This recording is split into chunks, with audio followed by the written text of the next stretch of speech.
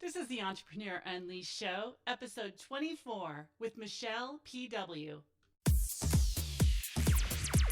The Entrepreneur Unleashed. The Entrepreneur Unleashed. The Entrepreneurs Unleashed. The podcast where purpose and passion become revenue streams. Be real. Take a stand. Change lives. Here's your host, Patty Keating. Welcome to the Entrepreneur Unleashed Show. I'm your host, Patty Keating. Entrepreneurs everywhere are creating a new breed of business success. They're making their own rules, taking a stand for their purpose, leading through integrity, and making money by changing lives. Join me each week for compelling messages that will inspire and empower you to unleash your true purpose. Would you like to turn your message into a signature system and monetize it with a program or product online? Join me for the Online Biz webinar, where we'll take you through the steps required to monetize your message. Head on over to the onlinebizwebinar.com and reserve your spot today. I'm thrilled today to bring you Michele PW. Michele is considered one of the hottest marketing strategists today. She has a reputation for crafting promotional materials and creating marketing campaigns that get results. She's also the owner and founder of Michele PW Creative Concepts and Copywriting, which is the premier international direct response copywriting and marketing company around. In addition, Michele is a national speaker and an author, and her client list reads like the who's who of internet marketing. Hi, Michele. Hello. So good to have you here. Yeah, I'm so glad to be here. Hey, I want you to go ahead and just introduce yourself and, let the listeners know who you are and what you're up to. All right. So, well, first off, I just want to warn people that I do have a little bit of I might cough or something. So just know, because I've got a little bit of allergies going on. So let's feel this anyways. But yes. And so if I do, please excuse me. I'll try to hit the mute button, but I might hit the hang up button. So I'm not alone. But yes, so what I do is I'm a copywriter, which is nothing to do with protecting intellectual property. That's all lawyers and government and other, just things that we don't like talking about. And what I focus on really is writing promotional materials that will make you money. I mean, copywriting is actually a really big field because there's a lot of things that businesses need written. But what my company really focuses on is writing something called direct response, which is the things that drive you crazy, but it's also the things that make you money. And what I mean by they drive you crazy is those are the things that, like, you're on a sales page, you're on a page trying to read about a product or a program, and you're scrolling down forever looking for the buy button. That's the kind of stuff I do. Or you get an email where you have to click on a link and go to a page that's asking for a name and email address. That's the stuff. Or like a letter, so all the things that you're like, But the thing is that why it's so valuable is because it's all about leverage. It leverages your time and your marketing dollars. So for a small business or an entrepreneur, it is just it's absolutely vital. So but how I got into this whole thing was when I was 3 years old, I taught myself to read because I wanted to write stories so bad. So I've really been driven my entire life as a writer. And then when I was in high school, I was casting around trying to figure out what to do to make money writing while I was working on my book. And of course, everybody said, why don't you go be a journalist? And that was absolutely the last thing I wanted to be.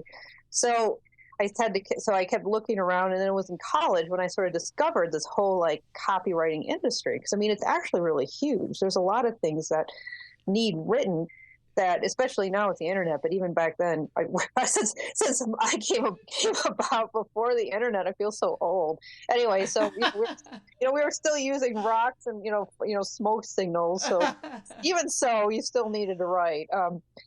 And that's kind of how I got into this. But it's really, writing has been just a massive, driving force in my life. And the other thing is just really like how to get the right results for my clients. I mean, those are the kind of once I got into it and started writing for the clients, it was always like, how can I do things that are a little bit better? And that's kind of how I fell into direct response, because I realized how direct response is so valuable. And then I started to learn about it. And so, and now in the process of kind of working to redefine direct response because, part of the reason why when I just said that about, the sales others, and I suspect what drives you crazy is because a lot of the traditional ways is direct response is very much all about arm twisty and shame and guilt. If you don't buy now, your cat's going to die. Just awful stuff. And and one of the things that I kept hearing from my clients is that, they wanted the results, the benefits of direct response, but they didn't want to have that energy, use that energy in their business. It just wasn't, it wasn't authentic. So I'm really in the process of, and I have discovered ways, and I'm doing that for my clients, the how to write copy that attracts, inspires, and invites your ideal prospects to do business with you. So that's kind of like my current projects too, is really just working on honing that even more so, because I've been doing a lot of testing with that anyways. And so now it's like, now that I've got some really good guidelines, I'm starting to get those out there. So what inspired you to start a business? You said that you always wanted to be a writer and, people were telling you, oh, go be a journalist. But what inspired you to start your own business instead of doing copy for somebody else? Oh, that's a great question. Basically, the universe kept telling me that I wasn't supposed to work for somebody else. So, really, quite honestly, because I was bound and determined to have a job. I was going to have a job, and I could not get hired. It was funny when I was in my 20s. I kept getting freelance job after freelance job, but I didn't want I kept saying I want a job. I want a job. I knew I just knew it, and so then finally it was almost like it's like I look at it back. It's almost like the universe like fine. Here's a job. So I finally got one. And then I was like, I don't know if I really like this after all. So then I kind of did the whole job to job bouncing. And then because it's like I kept thinking it was the job. And then I finally one day thought, okay, I don't think it's a job. I think it's the fact that I'm supposed to be freelancing because I still kept getting freelance projects. So then I finally in 1998 after, going through a lot of like job, kind of like, working at jobs plus doing some freelance on the side, just do, and then bouncing from job to job. I finally, 1998, started a business and I thought, okay, I'm going to try this freelance thing. Since this is what seems to keep calling me, so I'll do that. It seems to be that is the perfect job for me. And I haven't noticed it until now. Yes, exactly. I know. But it was funny. So I really ran the gamut because in terms of like where I started and where I am now, it was like it's 180 degrees. So once you started, Michele, what obstacles showed up along the way? Oh God, there's so many. That's the thing. It's like because I've been doing it since 1998, and I think pretty much every obstacle that probably known to man has reared its head in front of me. And I'm kind of a slow learner anyway, so the universe likes to whack me a few times with the 2x4. So I've had more than my share of those. But I guess some of the top ones. Well, okay, so when I started, I was a freelancer, and what I really created for myself was a job. I mean, so it's like we talk about, I went from a job and then I created a job because it was all dollars for hours, and I didn't know anywhere else. I didn't know what to do differently because all my freelance writing friends had the same kind of business model. I had this business model. So what happened, I guess the first obstacle, I guess, was I started to have that restless feeling. And I didn't, and the thing is that this was really before I'd done any kind of personal development work at all. I didn't know anything about, the universe and law of attraction. So when I started getting this restless feeling, I completely misunderstood it. And I thought it was because I just needed different clients. So, and different projects. I didn't realize that what I was really being called to do was like not be a freelance copywriter, but to be an actual entrepreneur, because I was not an entrepreneur. I was a freelance copywriter. And in fact, I like to say that, I didn't like business. I was, business. I was only doing this because I couldn't figure out another way to do it. But so So I became, and so the first year, so like again, it's like talk about, it's like I said, because I am such a slow learner. I really had to kind of get slammed to the ground. So I pretty much lost. It was in 2004. I pretty much lost all my local clients, which at first I thought was okay. Because I thought, okay, I'm losing those clients, and then I'm going to get new and better ones. And then the new and better ones didn't come. So for 6 months, it was awful. I was barely making $1,000 a month. I'd never made so little. And I didn't know what to do. So eventually what happened was, again, the universe, brought me some clients. So I actually made up. So I actually still ended the year okay, even though I started the year really badly. And that restless feeling wasn't going away. So that's when I finally started to take a look at things and realize I had to change my business model, and I had to change myself. And at the same time, I'd seen that one Seinfeld episode where George decides to do the exact opposite. And he starts, you remember that? He starts the show and he's like unemployed, no girlfriend, lives with his parents. And then he says, I'm going to do the exact opposite. So then by the end of the show, he did everything different. Like instead of tuna salad, he ordered chicken salad. And I don't know how that's opposite, but for George it is. For George it is. I mean, and then he gets to the end of the show and he's working for the Yankees and he's got a girlfriend. So I thought, all right, well, this year I'm going to do everything the opposite. So I got a coach, and I actually really started to think so this is how I would normally do it. How would I do it differently?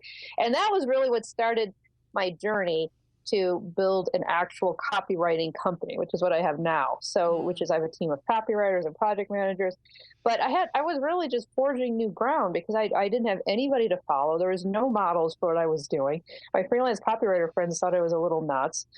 So, so it was all just very, very new. And so it took a long time to really, it took a long time to really just make that transition and get my head around it and all that other stuff.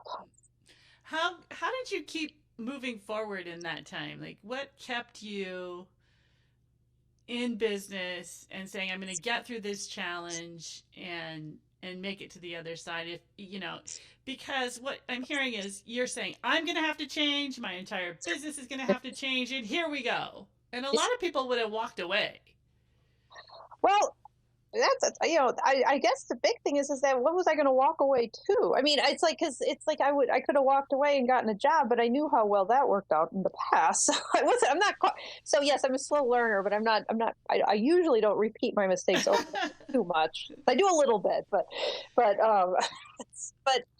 I mean, you knew this was it. You knew this was what you were here to do, and you just kept going. I'm a big believer in getting rid of the plan B. I mean, in fact, I had another friend, and we were talking, and I remember she was a therapist, and and it was funny because I was the only one that said, let your therapist degree, or let your therapist license go.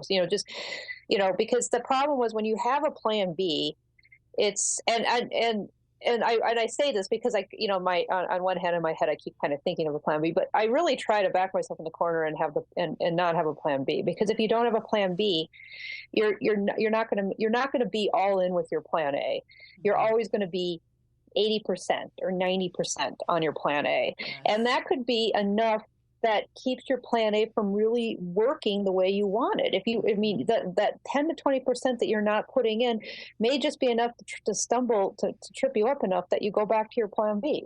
Mm-hmm. That's a great point. So what lessons did you learn as a result of all of this? Oh my God, I've learned so many lessons. I think I would need to take over all your podcasts. But I think the big things that I've really learned, well, see, and some of the things have changed too, what I've learned. I mean, there's no question that being an entrepreneur has been a massive self-development tool, personal development, which I didn't really realize going in.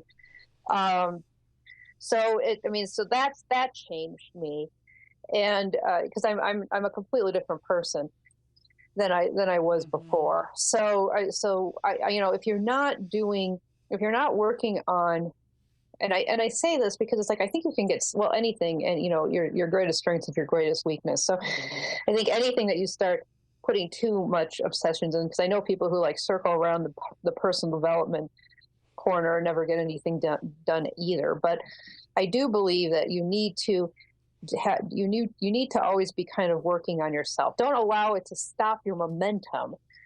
But I think if you're not kind of growing in that area, it's going to be hard to be growing your business too. It just, because your business is kind of an extension of you. Even if you're trying not to have like kind of a cult personality business, it's still an extension. I mean, Steve Jobs, he sold, well, even, okay, actually he's a bad example because he kind of was a cult of personality. But if you look at Microsoft and Bill Gates, that company was an extension of him. I mean, think about it. I mean, think about his personality. If you watch like, so like the Pirates of Silicon Valley, is that the name of that movie?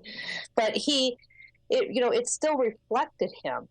Even though he wasn't, it's still that the way his company kind of came about and grew, it still reflected him. So it's always going to be an extension of you. So if you aren't growing, then your business can't be growing. And if your business isn't growing, then it's probably dying. So it's not, you can't really stand still. It's either one or the other. Mm-hmm. So tell me what you're passionate about right now. What's going on? Well, right now, what I'm passionate about is I'm actually it's funny because I've done this whole circle, because I started off as a writer, and then I started off like everything was surrounding my writer, and then I went to being an entrepreneur, and I let the writer side of me go because I was really focusing on learning how to be a business owner, building a business, building structures, building systems, and I let the writer part of me go. But now I'm circling back around and embracing the writer side of me again, which is very exciting. I mean, I've been blogging. I mean, I'm really turning my blog into like a centerpiece. I started my own podcast like you. Yay. And I really enjoy, and I found too, I really enjoy, like, first I was like, I've got all these entrepreneurial friends over the years. And so it's like, I'm using the podcast to reconnect with them. So it gives me a good excuse to like talk to them again. But, so that's what I've really done, because it's like the entrepreneurial side, the business side is growing well. I mean, all my hard work paid off. I've got the systems, I've got the setup, I've got the team.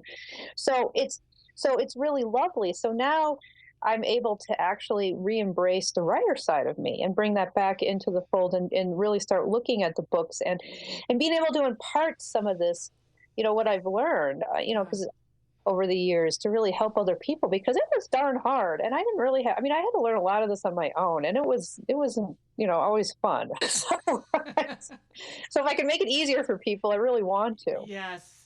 I'm sure you will with your podcast too. Yeah, I really kind of enjoyed that. So it's because I really find it's just fun to just dig into all this stuff about entrepreneurialism. Yes. So what's your vision then for the next 3 to 5 years? So I'm really, I really want to have more books out. I'm actually going to, this is really scary. Well, it's scary to say it. You're the first I've actually said this publicly, so you can. You heard it here first, folks. Exactly. But I'm actually going to finally get my 2 novels. I have 2 novels that are written, and I finally decided I'm going to put them up on Kindle. I'm not going to worry about the whole, which I did follow for a while, the whole like publishing and this and that and the other thing. And I thought, well, what the heck? I'm just going to get them up on Kindle and see what happens. So yes, I've written 2 psychological thrillers.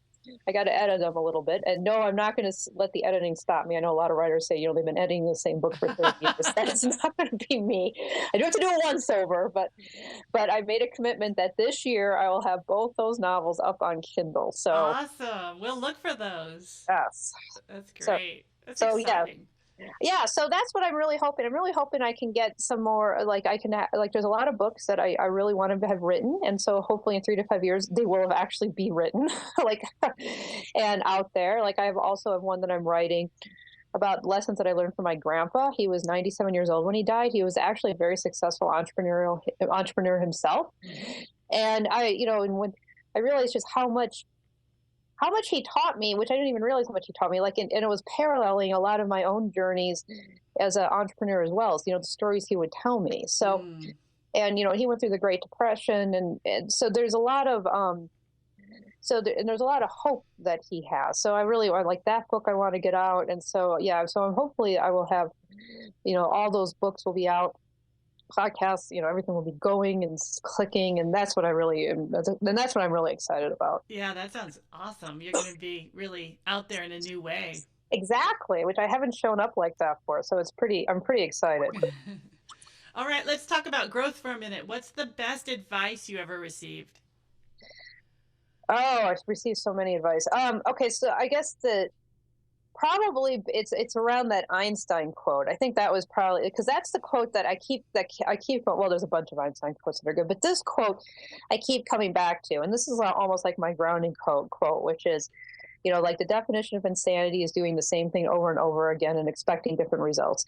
And any time I get stuck, and because it's this, I mean, that was one of the quotes that actually started this whole thing back in 2000. That and George from Seinfeld. From Seinfeld helped. But I ran into that Einstein quote at the same time I saw that George from Seinfeld. Yes. It kind of came together. But anytime that I'm faced with something in that is just, it's like I'm seeing the same thing again, because I mean we all have patterns, and so it's like I start to see the same pattern in my business, so then I can actually say it's like, it's like, am I stuck in the definition of insanity? And that really helps give me a new way to look at things, to that it's like maybe I'm doing the same thing and that's what's causing these same results. So, because like one thing that and maybe a lot of you can relate to this, because with me, I grew up in Wisconsin, Midwestern girl. And, for me, the definition of work, a lot of it was working hard. Like, so I want to see more success. I need to work harder. I mean, that's still very, very ingrained in my head. And it's very hard. I don't know if I'm ever going to completely separate the two. But so for years, it's like I would just say like, okay, I just got to work a little harder. And then things will be different. Well, things were never different. So and I was a big believer in just willpower and muscling through it, so it's like, so I'm stuck on something. And so just like muscling through it. And that doesn't work. I mean, you have to there are blocks, you have obstacles, you have to work on that mindset too, that mindset piece, or you're not going to go anywhere. And working harder doesn't get you, like if your subconscious is blocking you for whatever reason, you're working harder isn't going to get through that. It might help a little bit, but it's not going to solve the problem. So that's been one of probably the biggest things that I had to really get my head around in a way, and be able to kind of relax and be in it, is that it's, maybe there's something else that I got to approach it a different way, a different strategy, a different obstacle. And if there's something that I'm really just resisting it, looking at that as well. I love it. I'm just thinking, think differently. That's like your motto. Yes. Yes. Yes. Because and that's what part of why I love the podcast, and I love being able to, interview all these people and bring them, because it's all different perspectives. Mm-hmm. So the thing is that, if you might have, if you might be trying to follow one person's philosophy and it's not really working for you, but then somebody else says something who could be doing the same kind of thing, and suddenly it clicks. Mm-hmm. So, you have to look at everything really different like that. And that's what I really find exciting. Yeah. So what's the personal growth? You touched on the personal growth, but what would you say the biggest personal growth you have experienced in the process of this entire journey would be? I think the biggest one was this whole piece around. Well, here's kind of something else I haven't really been talking about too much. I'm starting to talk about it more publicly, but is the idea of looking at your complete personal development and spiritual development, and not just focusing on one piece. And okay, so what do I mean by that? That sounded. What I mean is, for years, my big mirror for years, the mirror that showed me that things were falling down was financial. My health has always been pretty good. My relationships have been pretty good. So, but money, every time something was going wrong, it was usually reflected back as me as some sort of lack of money. So when I started a big, I mean, that was the reason why I started my big personal development, was I was stuck at $50,000 a year as a freelancer, and I never could make more. That was my ceiling. So I thought, okay, well, and I really wanted to make six figures. So I started on this quest for that. And it didn't take me long once I started with the tools, like because there is like a whole kind of set of tools on how to break through financially. And over the years, and those worked, and I really focused on those. The problem is that I would only approach every personal development problem, or I should say, let me take that back. Anytime I was looking at like personal development or spiritual development tools, I was only looking at it, is this going to help my money problem? That was all I did. So I would only pick and choose, and was only doing things around improving my financial growth.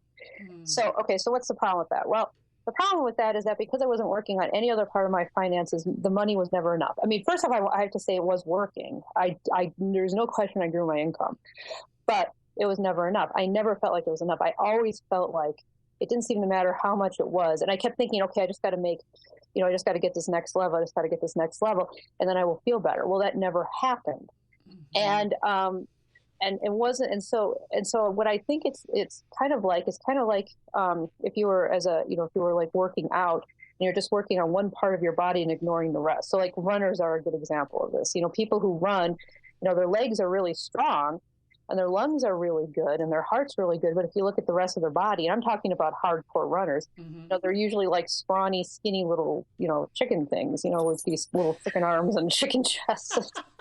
Apologies to any major runners out there, but honestly, you need to be lifting weights. So I'm just gonna, and the runners who do lift weights and cross, and that's the thing. Then they look fine, but that's the problem. It's like their legs are really great, but they're not. They're out of balance. Their body's not in balance because they haven't worked out those other parts of their body, and that's the way I kind of felt like with this.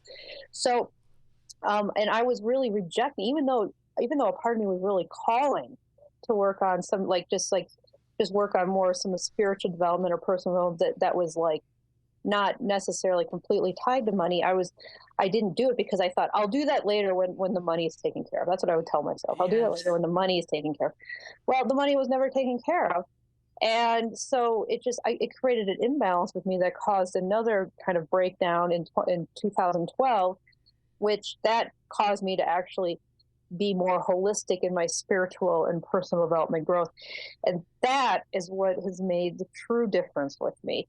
And that did take care, it's like, and what they were saying about, everyone else is talking about is true. It's like when you take care of all that, the finances does take care of it, take care of themselves too. So by working on things like meditating every day, which I never could get myself to do, but now I'm pretty that's a big habit of mine. All these little personal development stuff that I never really did before because I didn't really think it was going to completely fix my money problems. I'm now doing, and yes, and it's what everyone else has said. The money problems, my money relationship has been. I've never had a better relationship with money. So it's so ironically, the one thing that I was resisting is actually, now that I've stopped resisting it, it's fixed the thing that I was just trying to focus on too much before.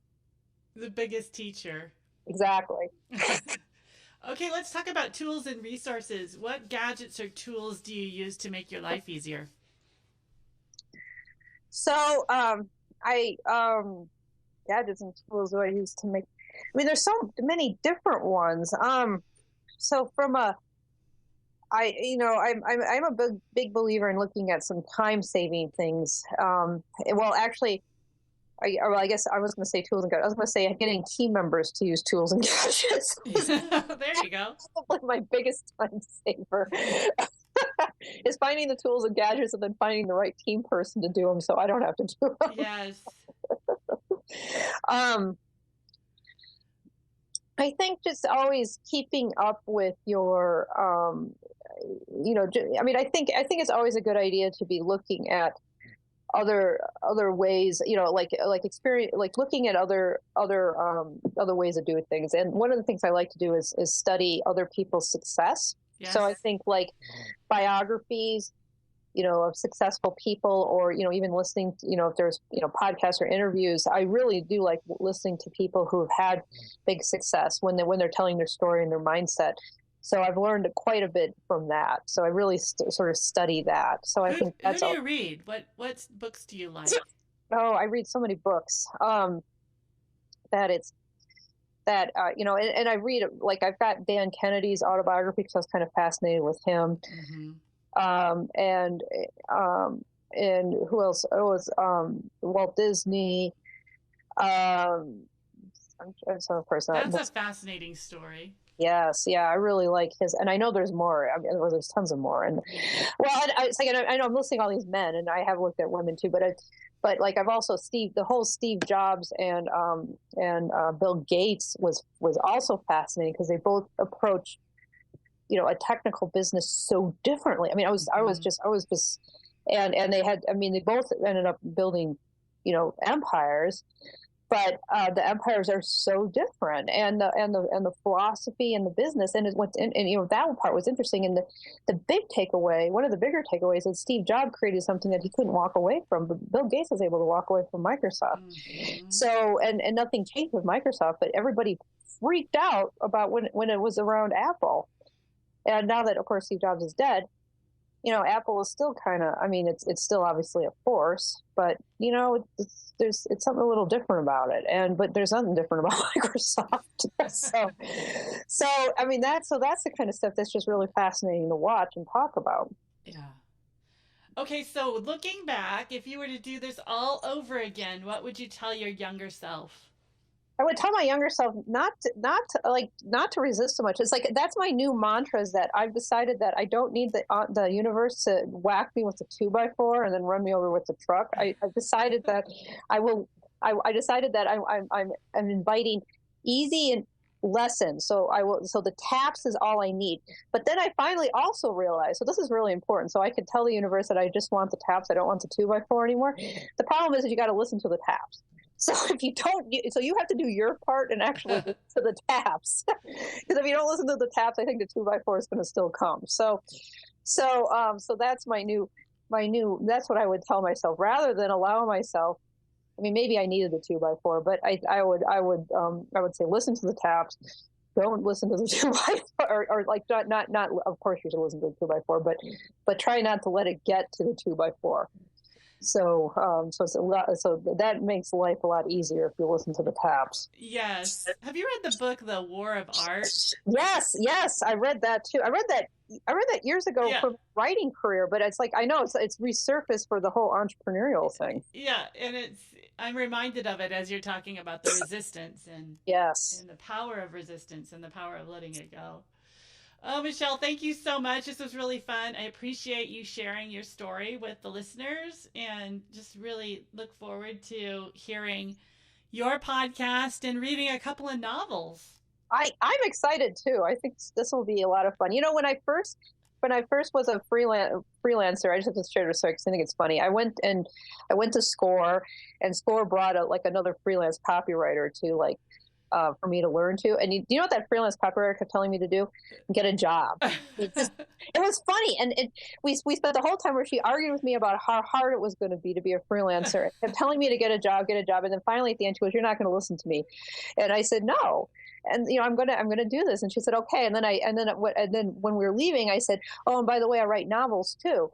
And, and that's part of the reason why, I kind of want to balance writing novels. And she gave me this look of horror. She said, "Do not tell anybody that you write novels. They're never going to hire you." And so I'm like, oh, so I kept it under wraps. And I was like, that was the one thing, is like, I was almost like fearful. And so it's like, I wasn't going to say anything to anybody. It's like, and now here I am announcing it. So, I've come full circle. That is awesome.